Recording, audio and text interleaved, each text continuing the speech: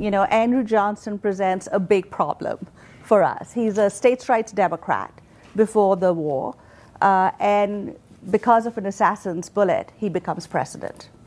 And he's clearly not on board with the Republican program of black rights. And he is clearly not on board with this expansion of the federal government in order to ensure black rights and ensure the rule of law in the South. He is not going to go with that. And that would create one of the biggest constitutional crises in American history. It's the first time that an American president is brought up on articles of impeachment. And they basically said that this was like a terrible period in American history. Reconstruction was awful.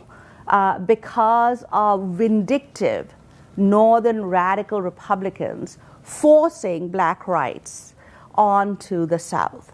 Former slaves were suddenly given political power, and they wreaked havoc on the defeated South. So the sympathy is all with the South. It's a very racist view of that period.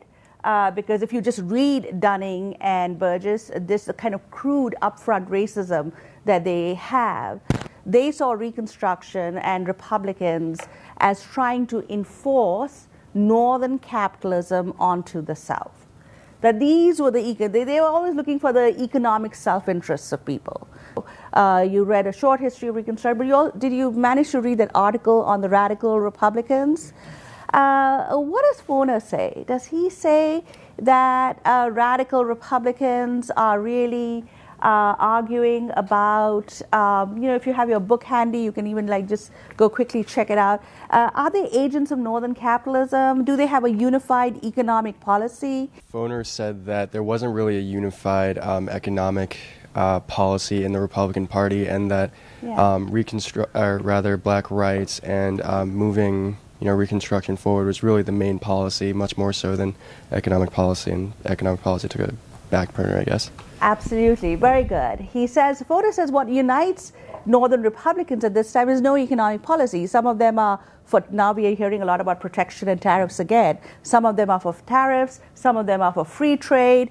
They don't have any unified policy. The thing that unites them is what he calls a civic ideology of rights and citizenship that they want to make sure is extended to former slaves. Maybe the moderates just want to go with civil rights. The radicals want to go with the right to vote. But that's the ideology that holds the Republican Party together, the way anti-slavery did before the Civil War. Around saying, I'll make treason odious. So people think he's going to be hard on those Southern secessionists, right? He says things to black people like, I'll be your Moses. Lincoln never said that, right? I'll be your Moses, I'll lead you to freedom. They think, oh, he's going to be for black rights and black freedom too. So the Republicans are sort of taken with this. But Johnson is a huge disappointment.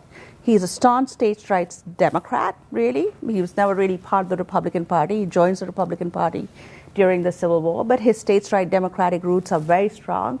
And he's very reluctant to use federal power to enforce black rights, certainly, or to have any federal power in the South to reconstruct the South.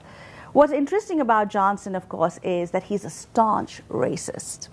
And this comes out during his presidency.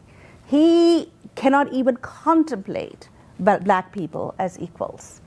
He's Southern, he's white. He hates the planter class, because he's a poor Southern white, but he hates black people even more. He, at one point, even meets a delegation led by Frederick Douglass, who, remember, has met Lincoln, has been received politely by Lincoln, but his secretary recorded this. And Johnson said about this black delegation that had come to plead with him for black rights, the right to vote, etc., led by the great Frederick Douglass. He says, these are his exact words, and I pardon my French because these are, he was a pretty crude guy. One of the crudest American presidents, actually. He says, those damn sons of bitches thought they had me in a trap. I know that damned Douglas.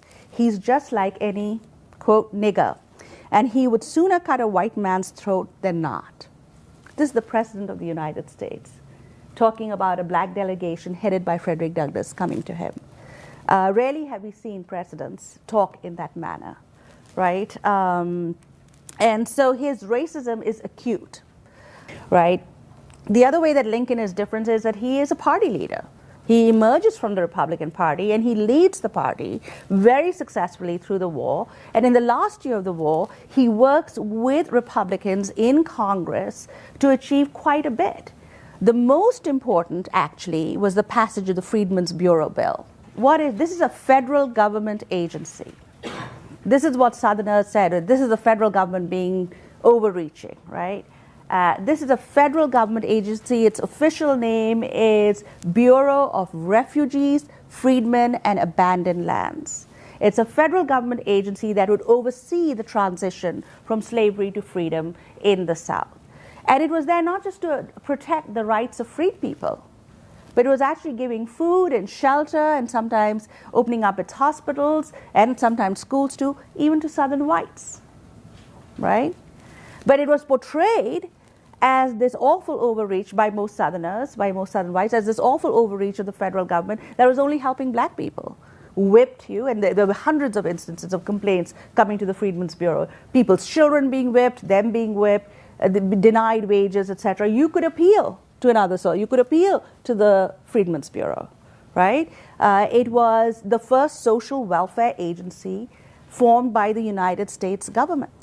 A few months later, in New Orleans, the Constitutional Convention meets to discuss Reconstruction, and radical Republicans are asking that they consider black rights, or pretty much what Lincoln had written to Michael Hahn, the governor of Louisiana, consider giving black men the right to vote. What happens here? There's an attack by a racist mob on the convention, on the Constitutional Convention, the state convention. And in the end, 34 blacks and 3 white radical Republicans are killed. But black people were never seen as part of it. Very few people, abolitionists, radical Republicans, believed in including African Americans under those protections. You know, the Democratic Party, its slogan is, and you'll see this in the photo book, their poster, this is a white man's country and it's a white man's government. That's the slogan of their party. I mean, they didn't mince words. They actually said what they meant. So many times you will read, you know, and this happens a lot, neo-Confederate websites, etc., that will say, oh, you know, this is all about, this is not about this is about that. But you should actually just go back to those documents. That's why I give you so many documents to read, because those people are very clear about what they stand for. We stand for slavery. We stand for white supremacy. They're very clear about it.